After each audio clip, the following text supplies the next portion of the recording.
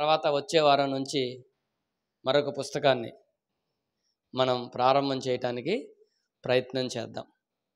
ఇప్పుడు మనం జ్ఞాపకం చేసుకుంటూ ఉండగా బోర్డు మీద నేను కొన్ని విషయాలు రాశాను. మొట్టమొదటిగా అటువైపు కుడివైపున దేవుడు సాతాను. సంఘం దగ్గర తర్వాత వద్దాం. మొదటి మాట ఏంటి? దేవుడు సాతాను. దేవునికి లోబడాలి, సాతాన్ని ఎదిరించాలి. గుర్తుపెట్టుకోండి, దేవునికి లోబడాలి, సాతాన్ని ఎదిరించాలి. కానీ చాలాసార్లు ఏం చేస్తాం మనం చెప్పండి? వెరీ గుడ్, బాగా చెప్పావు. ఇంతేనా? ఏమన్నా మారదామా? దేవుణ్ణి ఎదిరించటం, సాతానికి లోబట్టం. ఇంకా బాగా చెప్పారు, లోబట్టం కాదు, సహకరించటం అంట. కాబట్టి దేవునికి లోబడితే ఏమైద్ది? జీవితం ఆనందకరంగా ఆశీర్వాదకరంగా ఉంటుంది. సాతానికి లోబడితే రాయలసీమ భాషలో చెప్పాలంటే ఆగమైపోయింది, జీవితం ఆగమాగం అయిపోయింది. సరేనా? రైట్, మంచిది. తర్వాత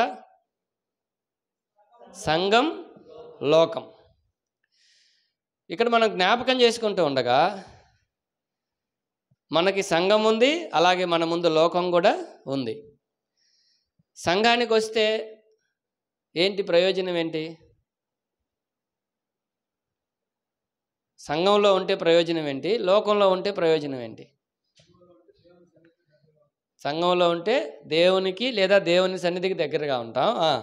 లోకంలో ఉంటే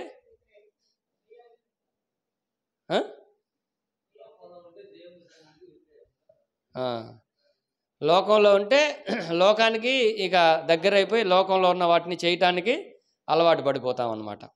ఆ తర్వాత సేవకుడు, బంధువులు లేదా బంధాలు అని చెప్పుకోవచ్చు.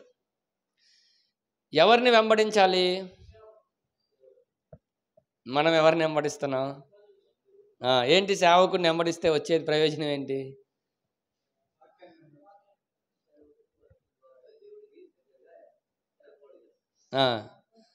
బంధువులు బంధాల దగ్గరికి వెళ్తే ఏం చేస్తారు?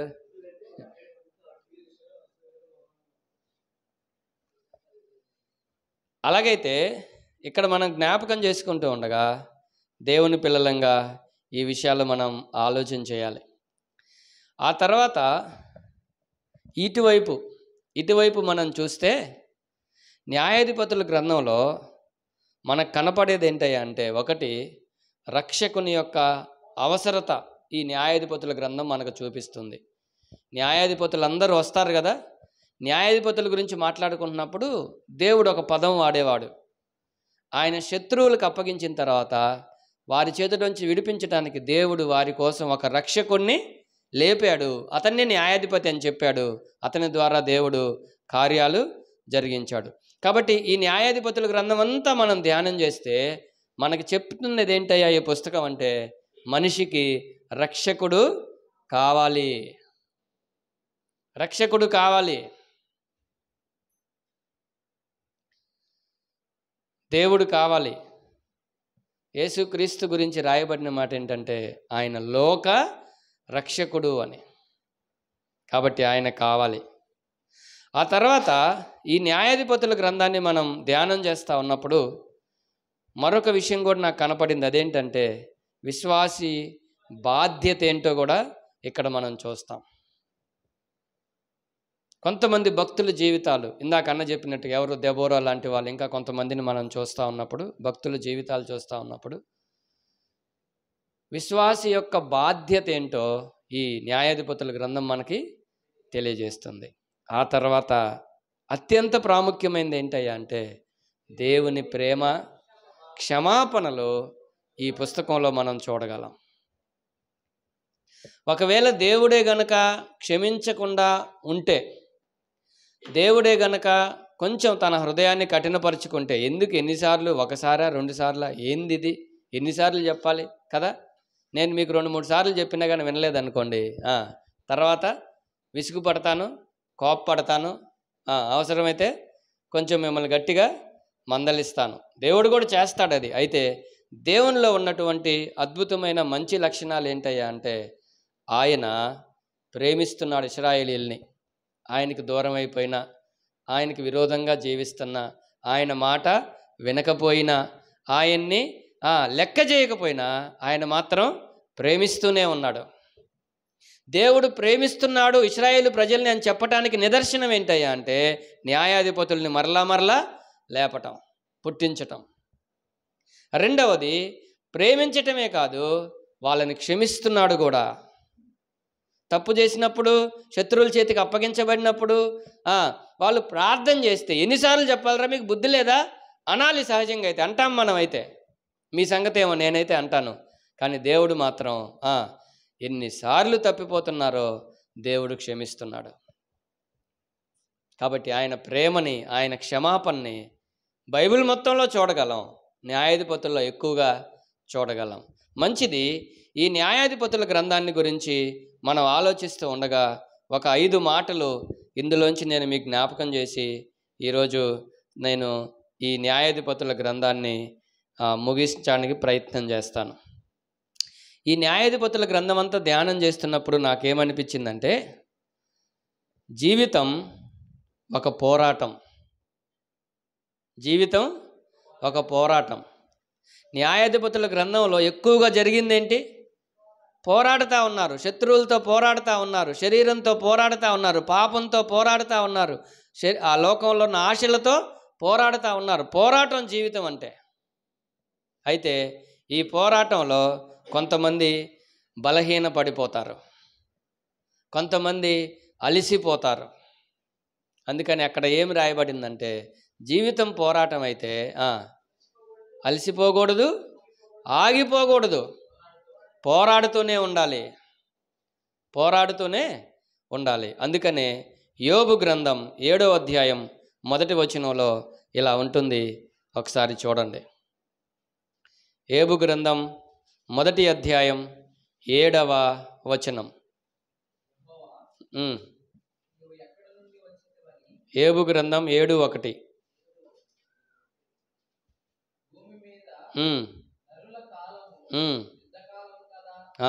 భూమి మీద నరుల కాలము యుద్ధకాలం, అంటే పోరాటం.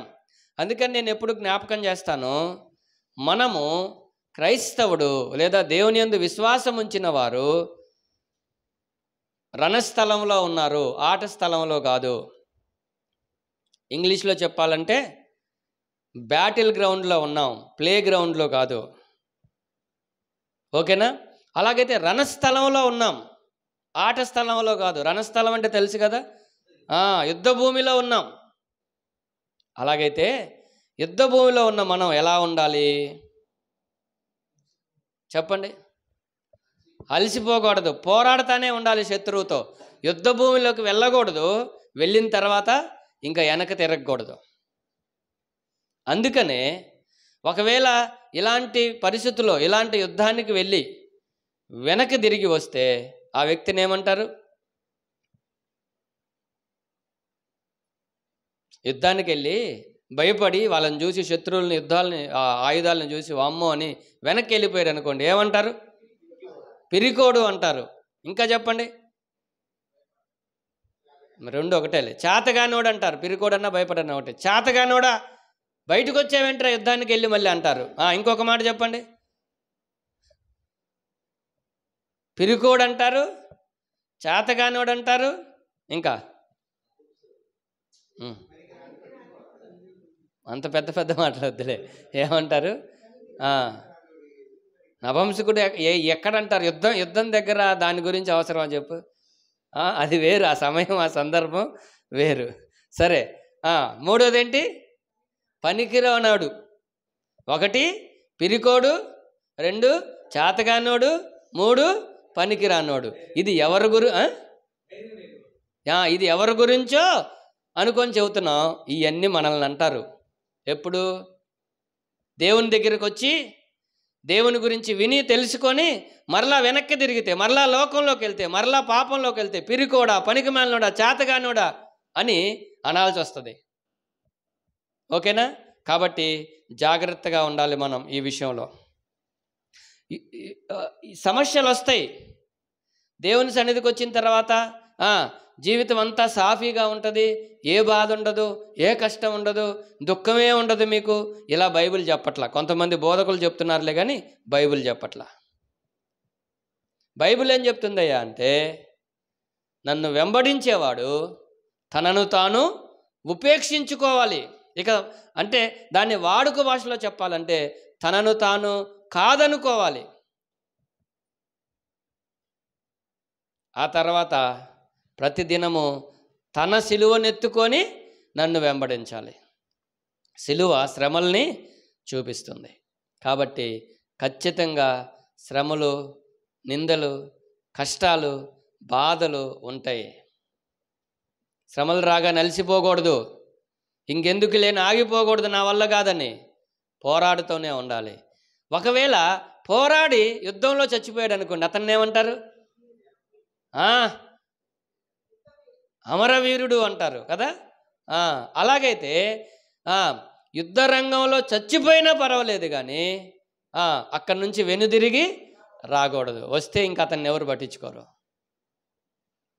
కాబట్టి దేవుని పిల్లలంగా ఒకసారి దేవునితో మనం నిబంధన చేసుకున్న తర్వాత, దేవునితో మనం ప్రమాణం చేసుకున్న తర్వాత, దేవునికి మన హృదయాన్ని ఇచ్చిన తర్వాత, మన జీవితంలో ఆయన్ని మనం ఆహ్వానించిన తర్వాత ఇంకా చావో రేవో వెనక్కి తిరగకూడదు. దేవుని కోసం నిలబడాలి. అలాగూ దేవుని కోసం ఈ విశ్వాస యాత్రలో కొంతమంది తమ ప్రాణాలను కూడా లెక్క చేయకుండా ముందుకెళ్ళారు. పోయినసారి నేను మీకు విలియం కేరీ గురించి చెప్పాను. ఆయన ఒక్కడే కాదు, చాలామంది ఉన్నారు చూస్తే.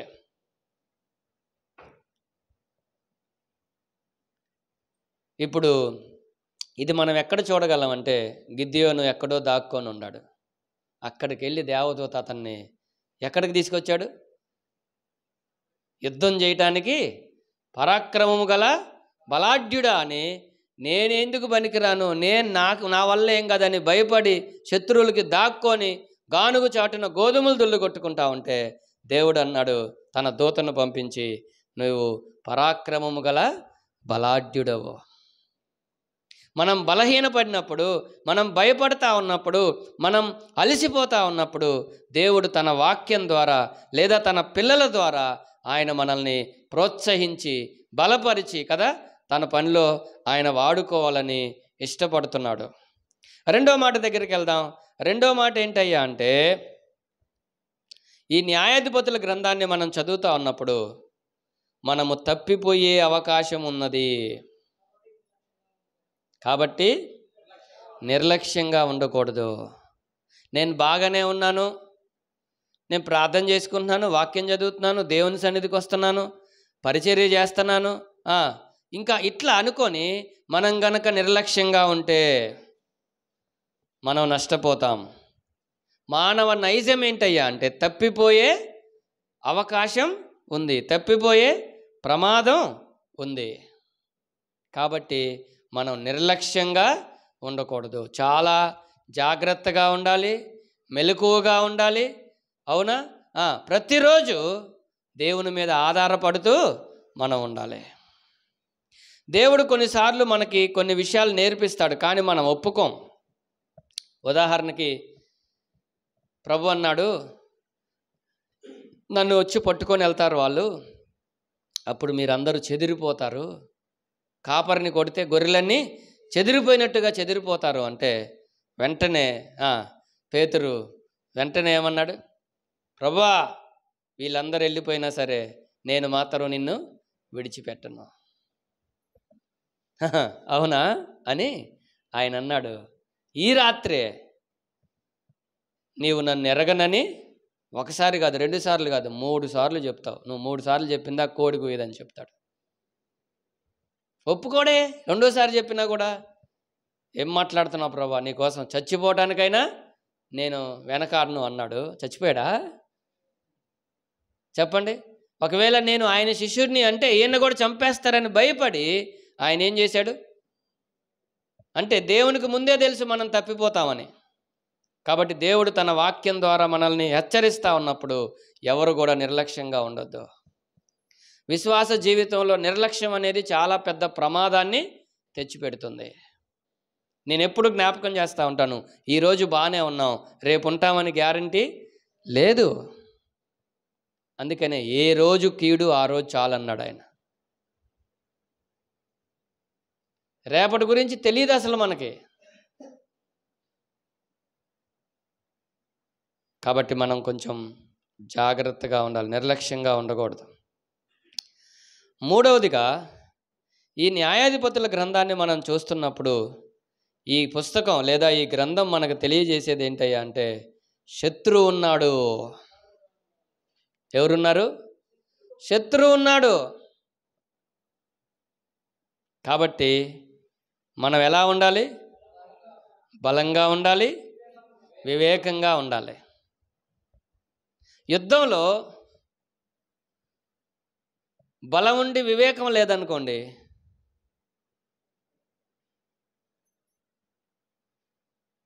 నష్టపోతాడు, ఓడిపోతాడు. వివేకం ఉండి బలం లేకపోయినా ఆలోచనలు ఉన్నాయి, బాగానే ఉన్నాయి, కానీ పోరాటానికి బలం లేదనుకో ఓడిపోతాం. కాబట్టి యుద్ధంలో ఒకటి బలంగా ఉండాలి. శత్రువుతో పోరాడాలంటే, శత్రువుతో యుద్ధం చేయాలంటే బలంగా ఉండాలి. అందుకనే ఎఫెసీ పత్రిక 6వ అధ్యాయం 10వ వచనంలో తుదకు ప్రభు యొక్క మహాశక్తిని బట్టి బలవంతులై ఉండుడి అని ఉంటుంది. ఎఫెసీ 6:10. అలాగైతే ప్రియులారా, బలంగా ఉండాలి. రెండవది ఎలా ఉండాలంటే వివేకంగా ఉండాలి. యేసు ప్రభు ఇలా అన్నాడు శిష్యులతో, తోడేళ్ల మధ్యకు గొర్రెలను పంపించినట్లుగా మిమ్మల్ని పంపిస్తున్నాను, మీరు పాముల వలె వివేకంగా ఉండాలి అన్నాడు. పావురంలాగా నిష్కపటంగా కూడా ఉండాలని చెప్పాడు. కానీ మనకు అవసరమైంది ఆ ఒక్క మాట ఏంటంట? ఎలా ఉండాలంట? మామూలు వివేకం కాదు, వివేకం అని చెబితే బాగుండేది, పాముల వలె వివేకం అన్నాడు. అసలు అది మన కాళ్ళ చప్పుడు కూడా గుర్తుపట్టేస్తుంది. ఎటువైపు నుంచి శత్రువు వస్తాడు, ఎటువైపు నుంచి తన మీద దాడి చేయబోతున్నాడు, సాధ్యమైనంత వరకు అది తప్పించుకుంటా, దొరకదు. కానీ మనం చాలాసార్లు శత్రువుల చేతిలో చిక్కిపోతున్నాం, అపవాది చేతిలో చిక్కిపోతున్నాం. ఆత్మీయంగా బలహీనులుగా ఉంటున్నాం. సంఘంలో ఉంటే ఆత్మీయంగా బలంగా ఉంటాం, లోకంలో ఉంటే బలహీనులం అయిపోతాం. సంఘంలో ఉంటే, సహవాసంలో ఉంటే మనకి ఈ మెలకువలు, ఈ వివేకం అనేది వస్తుంది. లోకంలో ఉంటే అవివేకంగా, అజ్ఞానంగా, మూర్ఖంగా తయారైపోతాం. ఏం అర్థం కాదు, జీవితం ఏమైపోయినా, కుటుంబం ఏమైపోయినా, ఎవరు చెప్పినా అర్థం కాదు.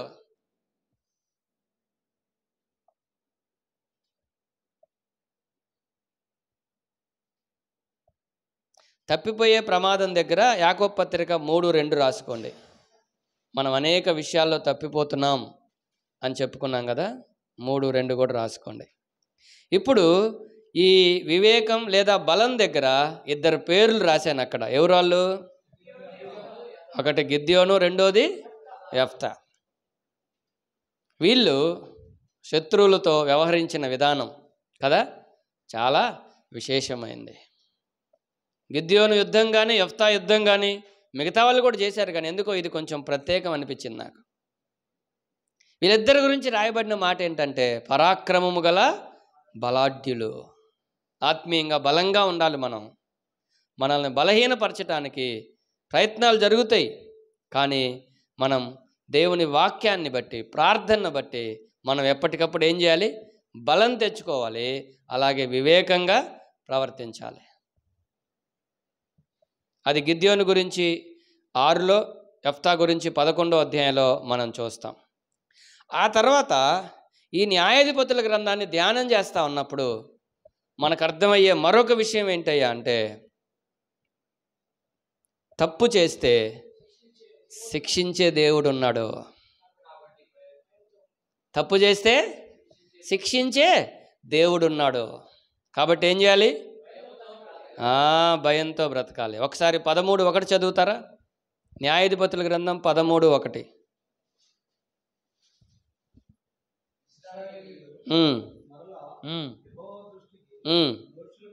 దోషులు కాగా 40 సంవత్సరాలు పరాయి దేశంలో బానిసలుగా ఉంటే ఎలా ఉంటుందో ఒకసారి ఊహించుకోండి మీరు. అసలు కొంతమంది ఇటు చూడండి, ఒక్కరోజు కూడా వేరే వాళ్ళ ఇంట్లో స్వతంత్రంగా ఉండలేరు. వేరే వాళ్ళ ఇంట్లో మామూలుగా మనకు తెలిసిన వాళ్ళే, రండి బ్రదర్ ఉండండి, ఈరోజు ఉండండి అంటారు, పడుకోండి అంటారు, కానీ మనం ఉండలేమట. మన ఇంట్లో ఉన్నంత స్వతంత్రంగా బయట ఉండలేం. మళ్ళీ అక్కడే బందీలుగా బానిసలుగా కాదు. ఇక 40 సంవత్సరాలు ఏంటి వాళ్ళ పరిస్థితి చెప్పండి, ఎలా ఉంటుంది? అందుకనే తప్పు చేసే ముందే ఆలోచించాలి. తప్పు చేసిన తర్వాత ఇంకా ఆలోచించడానికి ఏముండదు, శిక్ష సిద్ధంగా ఉంటుంది.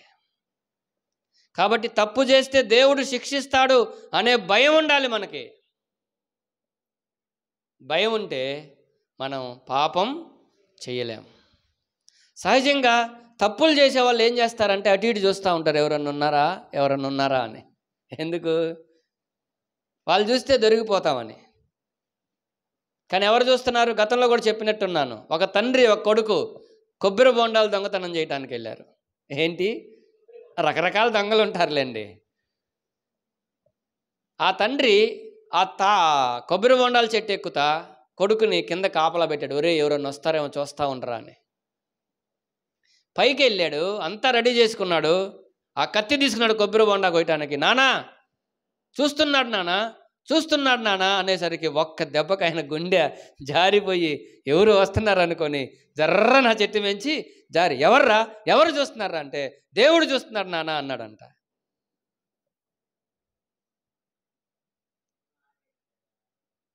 అంటే వాడికున్నంత ఇది కూడా వాళ్ళ నాన్నకి లేదు. ఎక్కడో విన్నాడు వాడు దేవుడు చూస్తాడని. కాబట్టి వాళ్ళిద్దరూ ఆ నాన్న ఆ కుమారుడు మాట విని సిగ్గు తెచ్చుకొని బుద్ధి తెచ్చుకొని ఇక దొంగతనం చేయటం కాదు, ఇంటికి పోదాం పాయి అని వెళ్ళిపోయారంట. కాబట్టి మనం చాలాసార్లు మనుషులకు భయపడతా ఉంటాం. నేను కొన్నిసార్లు సేవకునిగా గృహం దర్శించడానికి వెళ్తే టీవీ మోగుతూ ఉంటుంది. కొంతమంది ఏమో కొంచెం చురుగ్గా ఉండేవాళ్ళేమో వెళ్ళేసరికి వెళ్ళకముందేమో ఈ టీవీయో మా టీవీయో ఉంటుంది. వస్తున్నామని అలికిడి అనగానే వెంటనే రక్షణ టీవీ, శుభవార్త ఇలాంటివి వస్తాయి అన్నమాట.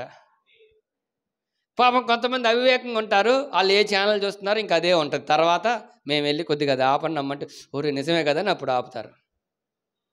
అంటే ఇప్పుడు ఎవరికి భయపడుతున్నట్టు? వీళ్ళు మనుషులకు భయపడుతున్నారు, సేవకులకు భయపడుతున్నారు, కానీ దేవుడు చూడలేదా? మనం ఏం చూస్తున్నాము? మన చేతిలో మొబైల్ ఉందనుకోండి, పిల్లలు బయటికి వెళ్ళి ఎక్కడికో పక్కకి వెళ్ళి చూస్తూ ఉంటారు కదా, అమ్మ నాన్న చూడకుండా. కానీ ఎవరు చూస్తున్నారు? అది ఉంటే చాలు. కాబట్టి ఇక్కడ మనం జ్ఞాపకం చేసుకుంటూ ఉండగా ప్రియులారా,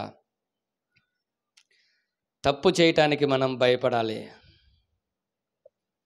తప్పు చేయకుండా ఉండటానికి ప్రయత్నించాలి. తప్పు చేయకుండా ఉంటాను ప్రభువా నాకు సహాయం చేయమని ప్రార్థన చేయాలి.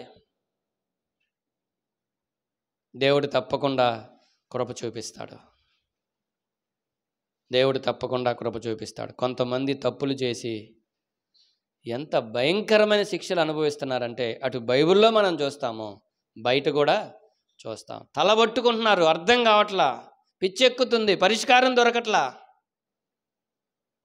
అందుకనే మనం పాపం లేదా తప్పు చేయటానికి భయపడాలి. కీర్తనల గ్రంథం 4:4 ఇలా ఉంటుంది. 4వ కీర్తన 4వ చరణంలో, భయము నుండి పాపము చెయ్యకుడి. పాపం చేసే వ్యక్తి, తప్పులు చేసే వ్యక్తి భయపడాలి. లోకంలో పోలీసులు ఉన్నారా? పోలీస్ స్టేషన్ ఉందా? కోర్టు ఉందా? చట్టం ఉందా? తప్పు చేస్తే శిక్ష విధిస్తారని తెలుసా? అయినా ఏం చేస్తున్నారు అంటే ఏంటి దాని అర్థం? పట్టించుకోవట్లేదు వాళ్ళు. అలాగే దేవుని పిల్లలంగా మనకు కూడా చట్టం ఉంది, అవునా? తప్పు చేస్తే శిక్షలు ఉన్నాయి, మనకుంది, మనకు తెలుసు. అయినా కానీ ఏం చేస్తున్నాం? అప్పుడప్పుడు ఎందుకు? ఏం లేక?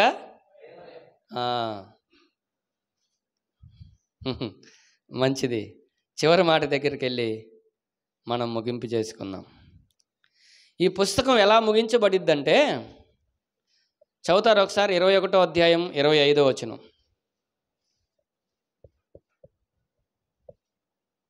చివరి వచనం.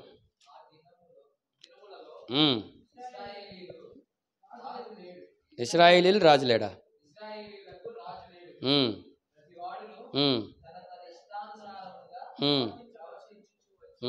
ఏం పర్లా, ప్రశాంతంగా నెమ్మదిగా చదవండి, స్పష్టంగా చదవండి. ఇక్కడ మనం జ్ఞాపకం చేసుకుంటూ ఉండగా ఇశ్రాయేలీయులు తమ తమ ఇష్టానుసారంగా జీవించారు. అందుకనే ఈ పుస్తకం చదివేటప్పుడు మనం అర్థం చేసుకోవాల్సిన మరొక విషయం ఏంటంటే, మనం మన ఇష్టం కాదు, దేవుని చిత్తాన్ని, లేదా చిత్తం అంటే దేవుని ఇష్టం, దేవుని ఇష్టాన్ని జరిగించాలి. ఇప్పుడు ప్రశ్నిస్తున్నాను, ఇశ్రాయేలీలు తమ తమ ఇష్టానుసారంగా జీవించటానికి కొన్ని కారణాలు చెప్పండి, మీకు చెప్పిన కారణాలు. దేవుడు అంటే భయం లేదు, సొంత ప్రయత్నాలు, అదేగా ప్రశ్న. అట్లా ఎందుకు జీవిస్తున్నారు అనేది ప్రశ్న. మళ్ళీ ఇష్టం వచ్చినట్టు జీవించటం అంటే ఎట్లా? ఇష్టం వచ్చినట్టు ఎందుకు జీవిస్తున్నారు, అది ప్రశ్న. కారణాలు ఏంటి చెప్పండి. ఎవరు లేరు? రాజు లేడు కాబట్టి ఇష్టానుసారంగా జీవిస్తారు. మీరు చెప్పినవి అన్నీ రైటే. అయితే అక్కడ మనం చదువుకున్న మాట ఏంటంటే, ఆ దినముల్లో ఇశ్రాయేలీయులకి రాజు లేడు గనక వారు తమ తమ ఇష్టానుసారంగా జీవించారు. అందుకనే సామెతల గ్రంథంలో సొలొమోను ఏమంటాడంటే, నాయకుడు లేని జనులు కట్టులేక తిరుగుదురు. అలాగైతే సహజంగా అప్పుడప్పుడు పిల్లలు ఏదన్నా అల్లరిచిల్లరిగా జీవించి చెడిపోతే, చెప్పేవాళ్ళలాగా చెడిపోతున్నారు అంటారు కదా. ఇప్పుడు మనల్ని ఏమనాలి? వాళ్ళకి రాజు లేడు, నాయకుడు లేడు కాబట్టి వాళ్ళు ఇష్టం వచ్చినట్లు జీవించారు. మరి మన సంగతి ఏంటి చెప్పండి. మనకు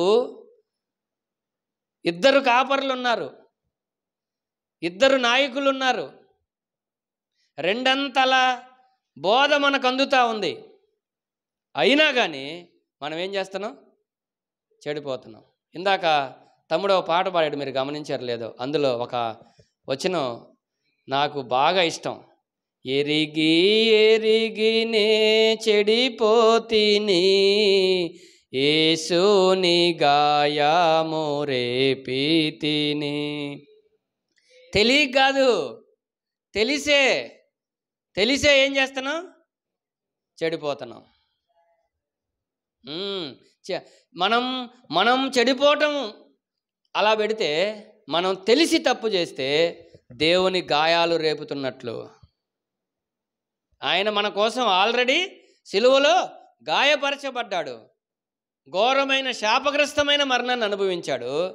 అయితే ఇప్పటికీ మనం మరలా ఆయన తెలుసుకొని కూడా మరలా మనం లోకంలోకి వెళ్తే, మరలా మనం పాపంలోకి వెళ్తే, మరలా మనం తప్పులు చేస్తూ ఉంటే, మనకిష్టం వచ్చినట్లు మనం జీవిస్తూ ఉంటే, మరలా ఏం చేసినట్టు? ఆయన గాయాలను రేపినట్లు, అంటే ఆయనకి బాధని కలిగించినట్లు. అంతే. గాయాలు రేపటం అంటే ఎవరికైనా గాయం అయితే వాళ్ళ దగ్గరికి వెళ్ళి కదిలించండి గాయాన్ని, ఏమైద్ది? నొప్పి, బాధ. అలాగైతే ప్రియులారా, ఇక్కడ మనం జ్ఞాపకం చేసుకుంటూ ఉండగా, దేవుని పిల్లలంగా మనకి 2 కాపర్లు ఉండారని చెప్పాను కదా, 2 నాయకులు ఉన్నారని చెప్పాను కదా, 2 అంతల బోధ ఉందని చెప్పాను కదా. అదేంటో చెప్పండి, ముగించుకుందాం. ఎవరు 2 కాపర్లు? ఎవరు? అసలు అంత ఆత్రం ఎందుకు? నిదానంగా, ఇదన్నా క్విజ్జా, పోటీయా? నిదానంగా చెప్పండి. Very good. మొదటి కాపరి ఎవరు? దేవుడు. యెహోవా నా కాపరి అన్నాడు దావీదు. యేసు ప్రభు అన్నాడు, నేను గొర్రెలకు మంచి కాపరిని అన్నాడు. మన మొదటి కాపరి ఎవరే అంటే దేవుడు, ప్రభు. ఆయన మనల్ని కాపాడుతూ ఉన్నాడు. ఆయన కనపడడు.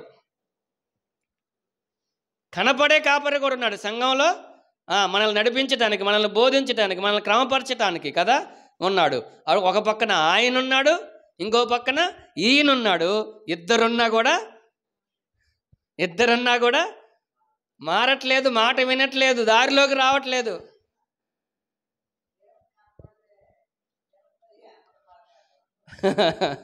సరే, రెండో మాట భలే చెప్తారండి కొంతమంది.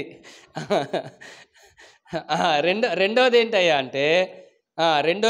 అంటే ఇద్దరు బోధకులు ఉన్నారు మనకని చెప్పుకున్నాం, లేదా రెండంతల బోధ ఉందని చెప్పుకున్నాం కదా. ఏంటి రెండంతల బోధ? ఎట్లా అది?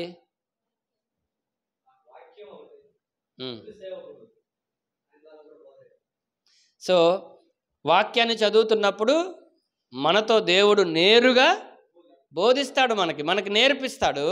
అలాగే ప్రత్యక్షంగా సేవకుడి ద్వారా కూడా నేర్పిస్తాడు. మూడోది ఏం చెప్పాను?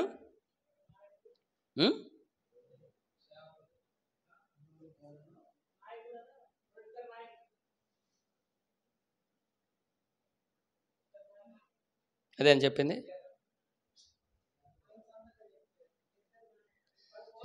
ఇద్దరు కాపర్లు, రెండంతల బోధ, మూడోది నేనే మర్చిపోయా అంటే దెబ్బకి నాయకులు అని చెప్పానా? సరే, ఇంత ఉండి కూడా మనకి మనం ఏం చేస్తున్నాం చెప్పండి?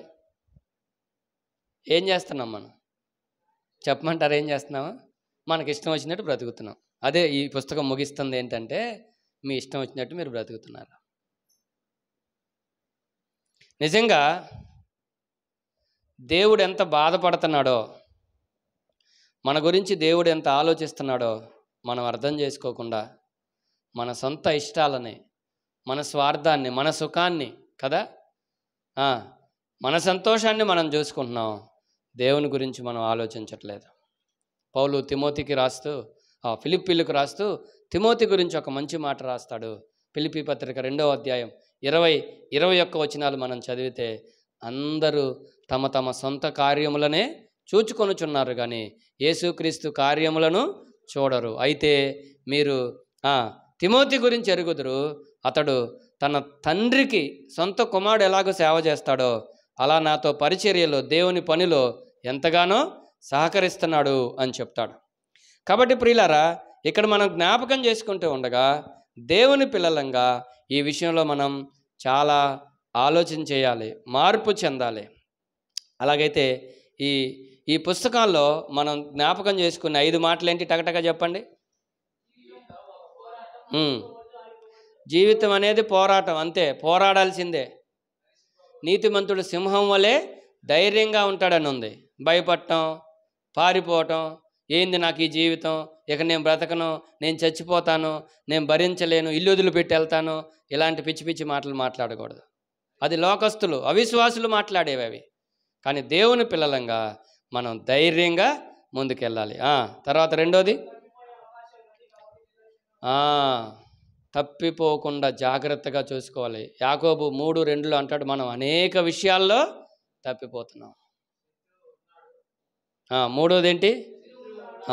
శత్రువు ఉన్నాడు. మనం శత్రువు ఉన్నాడు, అది మర్చిపోతున్నాం చాలాసార్లు. వాడు వచ్చి సడన్గా మన మీద దాడి చేస్తున్నాడు. ఎవరు మన శత్రువు? పక్కింటోళ్ళ, ఎదిరింటోళ్ళ, క్లాస్మేట్సా? ఎవరు? మీ విరోధి అయిన అపవాది గర్జించు సింహం వల్లే ఎవరిని మృంగుదామని వెతుకుతా తిరుగుతున్నాడట. కాబట్టి శత్రువు ఉన్నాడు. ఒకటి, బలంగా ఉండాలి. రెండవది, వివేకంగా ఉండాలి. నాలుగోది, ఆ శత్రువు దగ్గర మనం ఇద్దరిని గుర్తు చేసుకున్నాం, గిద్యోను, యెఫ్తాలు. మనం అలా జీవించాలి. ఆ తర్వాత నాలుగోది, తప్పు చేస్తే తప్పకుండా శిక్ష ఉంటుంది. దేవుని దగ్గర మనం తప్పు చేసిన తర్వాత క్షమాపణ అడుగుతాం కదా, క్షమించి మనం చేసిన తప్పుని అలాగే వదిలేస్తాడు అనుకుంటున్నారా? చేసిన తప్పుకి తప్పకుండా శిక్ష అనుభవించాల్సిందే. ఎందుకంటే పరలోకం వెళ్ళిన తర్వాత శిక్షలే ఉండవు. ఇంకా అక్కడికి వెళ్ళిన తర్వాత శిక్షలే ఉండవు. చాలామంది పాపం చెప్తా, మరి తొందరలోనో లేకపోతే తెలియకనో అక్కడికి వెళ్ళిన తర్వాత నీ ఎంత తేలుస్తాడు దేవుడు అంటాడు. అక్కడే ఉండదు ఇంకా. పరలోకం తీసుకుని వెళ్ళి పరలోకంలో కూర్చుండబెట్టమే కానీ పరలోకంలో శిక్షలేమీ ఉండవు. తప్పిపోతే ఇక్కడే శిక్షించి దారిలో పెట్టుకుంటాడు ఆయన. తర్వాత చివరిగా మన ఇష్టం కాదు, దేవుని చిత్తం. ఈ విషయంలో నేను ఎప్పుడు జ్ఞాపకం చేస్తూ ఉంటాను, యేసుక్రీస్తు మనకి మాదిరి. యేసుక్రీస్తు ఏంటి మనకి ఎలా మాదిరి అంటే, యేసు ప్రభు ఈ భూమి మీదకి రావటం తండ్రి చిత్తం. దేవుడు మానవునిగా రావటం అనేది చిన్న విషయం అనుకుంటున్నారా? ఓసారి ఎవరైనా నీల్ ఆర్మ్స్ట్రాంగ్ మొట్టమొదటిసారి చంద్రమండలం మీద అడుగు పెట్టగానే ఆయన అక్కడి నుంచి వచ్చిన తర్వాత ఈ టీవీ జర్నలిస్టులు అందరూ వచ్చి అడుగుతున్నారు, సార్ మీ దృష్టిలో అద్భుతమైన రోజు ఏదై ఉంటుంది చెప్పండి మానవ చరిత్రలో అని అడుగుతున్నారు. వాళ్ళ ఉద్దేశం ఏంటంటే మనిషి చంద్రమండలం మీద అడుగు పెట్టడం అని చెబుతారు అనుకున్నాడు. ఆయన అన్నాడు, మనిషి చంద్రమండలం మీద అడుగు పెట్టడం అద్భుతం అని నేను చెప్తాను అనుకుంటారేమో, అలా ఎప్పుడు అనుకోవద్దు. దేవుడు మానవునిగా మారి ఈ భూమి మీద అడుగు పెట్టాడే, అది మానవ చరిత్రలో అద్భుతం అని చెప్పాడు. ఆ తర్వాత మాత్రమే కాదు, యేసు ప్రభువారు 33.5 సంవత్సరాలు జీవించాడు. ఈ 33.5 సంవత్సరాల్లో ఒక్కరోజు కూడా ఒక్కసారి కూడా ఆయన తన సొంత ఇష్టాన్ని నెరవేర్చుకోలేదు. మీరు కనుక చదువుతూ ఉంటే నా అంతటి నేనేమి చెప్పట్లేదు అంటాడు. తండ్రి ఏం చెప్పమన్నాడో అదే చెప్తున్నాను అంటాడు. నా ఇష్టం కాదు నీ ఇష్టమే అంటాడు.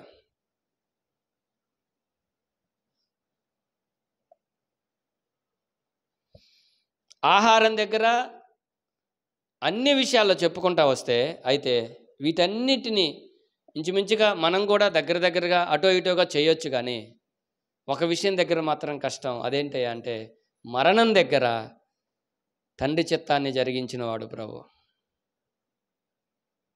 గెత్సేమనే తోటలో ఆయన ప్రార్థన చేస్తూ ఉంటే, వేదనతో ప్రార్థన చేస్తూ ఉంటే చెమట రక్తంగా మారిందట. ఎంత టెన్షన్ పడ్డాడో మీరు ఆలోచించండి. బీపీ వచ్చి నరాలు పగిలిపోతే కానీ బ్లడ్ రాదు బయటికి. అప్పుడు ఆయన ఏమని ప్రార్థన చేస్తున్నాడంటే, తండ్రి ఈ గిన్నెను నా యొద్ద నుండి తొలగించు, లేదా తీసేయి, రెండు ఒకటేలే అని ఉంటే బాగుండేది. అలా ఊరుకోలేదు. అయినను నా ఇష్టం కాదు నీ చిత్తమే నెరవేరాలి. ఏముంది ఆ గిన్నెలో అంటే మనుషులందరూ చేసిన పాపం ఉంది, శాపం ఉంది.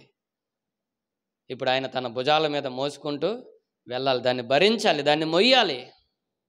ఘోరమైన మరణం ఉంది ఆయన ముందు. ఇలా చెప్పుకుందాం, మీకు అర్థం అవటానికి చెప్తున్నాను, దాన్ని మరలా వేరుగా తీసుకెళ్ళదు. యేసుప్రభు వచ్చిందే చనిపోవటానికి. కానీ ఆ సందర్భంలో తండ్రి ఈ గిన్నె నా యొద్ద నుంచి తప్పించండి అని అడుగుతున్నాడు. అంటే యేసుప్రభు మరణం దగ్గర ఏం కోరుకుంటున్నాడు? మనం తప్పించండి అని ఎవరినైనా అడిగామనుకోండి, దాని అర్థం ఏంటి? మనకి ఇష్టం లేదనేగా.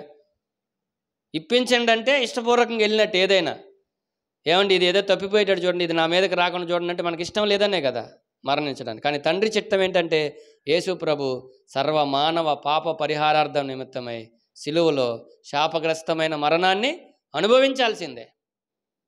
నీ ఇష్టం నీ చిత్తం అని మరణం దగ్గర కూడా ఆయన తల వంచాడు. అందుకని పేతురు భలే రాస్తాడు, బాగా గమనించాడు కదా. తొందర అనుకుంటాం కానీ చాలా తెలివైన వాడు. ఆయన ఇలా రాశాడు, పేతురు మొదటి పత్రిక 2వ అధ్యాయం 20-21 వచనం మనం చదివితే, మనము తన అడుగు జాడల్ని అనుసరించాలి అని ఆయన మనకు మాదిరి ఉంచిపోయాడు. యేసుక్రీస్తు మానవునిగా రావటంలో మొదటి కారణం ఏంటయ్యా అంటే, ఒక మనిషి ఎలా నడుచుకోవాలో ఆయన నడిచి జీవించి చూపించాడు. రెండవ కారణం ఏంటయ్యా అంటే, మనుషులందరి పాప క్షమాపణ కోసం ఆయన తన రక్తాన్ని చిందించి ప్రాణాన్ని పెట్టాడు. కాబట్టి ఈ విషయాలు మనం అర్థం చేసుకోవాలి. ఆయన మనకు మాదిరి ఉంచిపోయాడు. ఆయనే యేసు ప్రభు గురించి మనం ఆలోచిస్తాం, ఆయన దేవుడు కదా, దేవుడే కదా. తండ్రితో సమానుడు అంటాడు ఫిలిప్పీలకు రాస్తూ 2వ అధ్యాయంలో. దేవునితో సమానుడుగా ఉండుట విడిచిపెట్టకూడని భాగ్యమని ఎంచుకోలేదు ఆయన. తనను తాను తగ్గించుకున్నాడు. ఇంకా ఏం రాస్తాడండి అక్కడ? దాసుని స్వరూపాన్ని మనిషిగా రావటం అనేదే గొప్ప సంగతి అయితే, మళ్ళీ మనిషిలో దాసుడు అంటే ఇంకా తక్కువ కదా. అందరూ దాసులుగా ఉండరు కదా, అందరూ బానిసలుగా ఉండరు కదా, ఎవరో కొద్దిమంది ఉంటారు, వాళ్ళకి విలువ ఉండదు కదా. ఆయన దాసుని స్వరూపాన్ని ధరించుకున్నాడు. ఎందుకు అంటే అది తండ్రి చిత్తం. తనను తాను రిక్తునిగా చేసుకున్నాడు, అంటే ఖాళీ చేసుకున్నాడు. శ్రీమంతుడు, సర్వాధికారి, సకల యుగములలో రాజు ఎలా వచ్చాడు? ఏమీ లేనివానిగా, దీనునిగా, రిక్తునిగా వచ్చాడు. ఇలా రావటం తండ్రి చిత్తం. కొన్నిసార్లు మనం కూడా ఇలా జీవించటం దేవుని చిత్తం అయినప్పుడు దేవుని కోసం ఖాళీ అయిపోయామా? ప్రభువుని స్తుతిస్తాం. అవమానాలు వచ్చినాయా? ప్రభువుని స్తుతిస్తాం. యేసు ప్రభుని ఎన్ని విధాలుగా అవమానించారు. ప్రభు కోసం భరిద్దాం. ఈరోజు ఒక తీర్మానం చేసుకుందాం, దేవుని చిత్తాన్ని జరిగించాలి. తమ తమ ఇష్టానుసారంగా జీవించిన ఇశ్రాయేలీయుల పరిస్థితి ఏమైంది? కుటుంబాలు లేచిపోయినాయి, గోత్రాలు లేకుండా పోయినాయి. అంతా నెమ్మది లేదు, యుద్ధ వాతావరణం కదా. అందుకని చివరిలో రాసింది ఏంటయ్యా అంటే, మన ఇష్టం కాకుండా దేవుని చిత్తం జరిగిస్తే జీవితం ఆనందకరంగా ఉంటుంది, జీవితం ఆశీర్వాదకరంగా ఉంటుంది. లేకపోతే ఏడవటమే, జీవితం అంతా ఏడవటమే, శాపమే వెంటొస్తుంది దేవుని మాట వినకపోతే. అందుకనే ఈ విషయాలన్నీ మనసులో పెట్టుకొని దేవుని పిల్లలంగా మనం ఒక తీర్మానంతో ఇక్కడి నుంచి వెళ్దాం. అందరూ తలలు వంచండి, కళ్ళు మూసుకోండి. ఒక తీర్మానంతో ఇక్కడి నుంచి వెళ్దాం. ఎవరు మౌనంగా ఉండొద్దు. నేను ఒక్క నిమిషం మీకోసం మౌనంగా ఉంటాను. ఈ న్యాయాధిపతుల గ్రంథంలో నుంచి, ఎంతోమంది వ్యక్తుల జీవితాల్లో నుంచి ఎన్నో విధాలుగా దేవుడు మనతో మాట్లాడాడు. అందులో కొన్ని విషయాలు మీరు కూడా చెప్పారు, దేవునికి మాటిస్తే తప్పకూడదని. ఇంకా చాలా చెప్పుకుంటా వచ్చారు మీరు. అలాగైతే ప్రియమైన వారలారా, అందుబాటులో ఉండాలని, దేవునికి ఉపయోగపడాలని.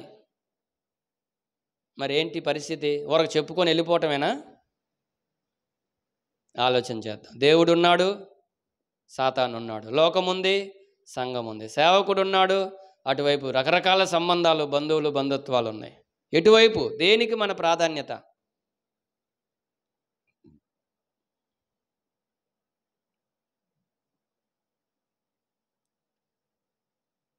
ప్రార్థన చేద్దాం. అందరు నోరు తెరవండి, పశ్చాత్తాపడండి. బలులు అర్పణలు కాదు ఆయనకు కావాల్సింది, విరిగి నలిగిన హృదయం. ఎంతకాలం కఠినంగా ఉంటావు? విరిగిపో, నీ హృదయాన్ని ఆయన ముందు పగలగొట్టు, పశ్చాత్తాపడు. చాలు, నీ ఇష్టం జరిగించుకున్నంత వరకు. ఇక దేవుని చిత్తాన్ని జరిగిస్తానని తీర్మానం చేయి. చాలు, ఇప్పటి వరకు సాతానుకి సహకరించింది, దేవునికి లోబడతానని తీర్మానం చేయి. చాలు, లోకంతో తిరిగింది చాలు, సంఘంలో ఉంటానని తీర్మానం చేయి. ఎటు పిలిస్తే అటు, ఎవరు పిలిస్తే వాళ్ళు వెళ్ళటం కాదు, తిరగటం కాదు, సేవకులతో కలిసి పరిచర్యలో కొనసాగుతాను ప్రభా. నా జీవితం, నా శేష జీవితం నీకు ఉపయోగపడేటట్టు ఉంటాను ప్రభా అని ఒక తీర్మానం చేయండి.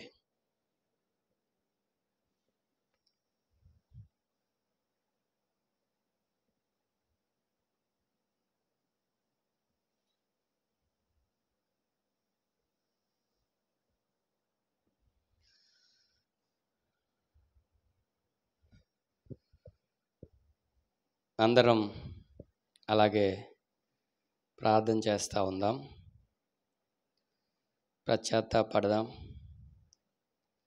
ప్రభు కనికరాన్ని కోరుకుందాం. ప్రభు ప్రేమిస్తున్నాడని, ప్రభు క్షమిస్తున్నాడని దేవుని మంచితనాన్ని చులకనగా తీసుకోవద్దు. దేవుని కోపం వస్తే తట్టుకోలేం, దేవుని కోపం వస్తే తట్టుకోలేం. కాబట్టి ఒక చిన్న తీర్మానం చేద్దాం.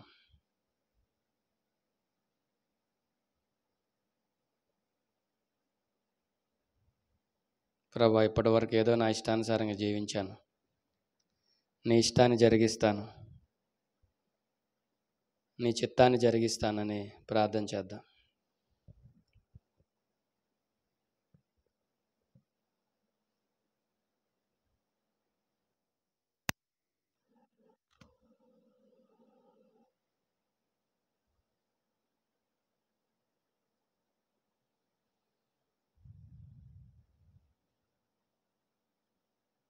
ఎవరు మౌనంగా ఉండొద్దు.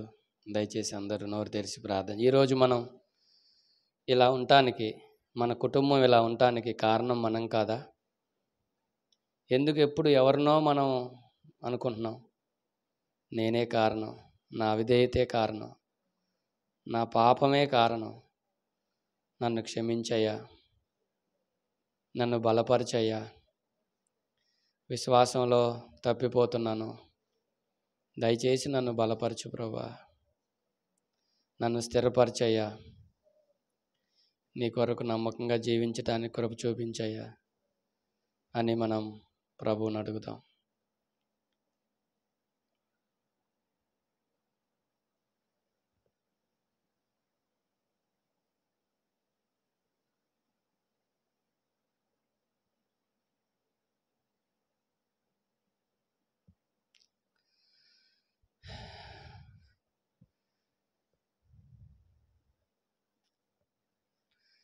పరిశుద్ధుడైన మా తండ్రి, మహోన్నతుడైన మా దేవ, మీ పరిశుద్ధమైన ఘనమైన ఉన్నతమైన నామాన్ని బట్టి మిమ్మల్ని స్తుతిస్తున్నాం. గడిచిన కాలమంతా మీ సురక్షితమైన రెక్కల నీటిలో మమ్మల్ని దాచి కాచి కాపాడి మరోసారి మీ సన్నిధికి నడిపించారు. ఎన్ని విషయాలు మాతో మాట్లాడుతున్నారో, ఎన్ని పుస్తకాలు, ఎన్ని సందేశాలు, ఎంతమంది వ్యక్తుల జీవితాలు మా ముందు ఉంచుతున్నారు. అయినా మాలో ఇంకా మార్పు రావట్లేదు, పరిపూర్ణత వైపు అడుగులు పడట్లేదు. ఇంకా లోకాన్ని, ఇంకా పాపాన్ని నాయన ఆశిస్తూ ఉన్నాం, అపవాదికి లోబడుతూ ఉన్నాం. కొన్నిసార్లు మిమ్మల్ని, మీ వాక్యాన్ని, మీ సేవకులను ఎదిరిస్తూ ఉన్నాం. దయచేసి మమ్మల్ని క్షమించండి.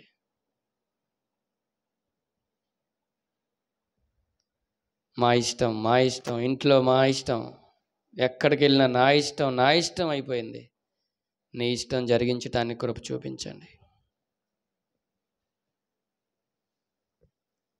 లోకంలో అందరికి ఉపయోగపడుతున్నాం కానీ నీకు ఉపయోగపడలేకపోతున్నాం. నీకు అందుబాటులో ఉండటానికి సహాయం చేయండి ప్రభా.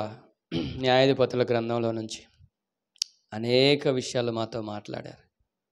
అందును బట్టి మిమ్మల్ని స్తుతిస్తూ మరొక పుస్తకం కొరకు మమ్మల్ని అందరినీ సిద్ధపరచమని యేసుక్రీస్తు ప్రభు వారి శ్రేష్టమైన నామంలో ప్రార్థించుచున్నాము తండ్రి. ఆమేన్.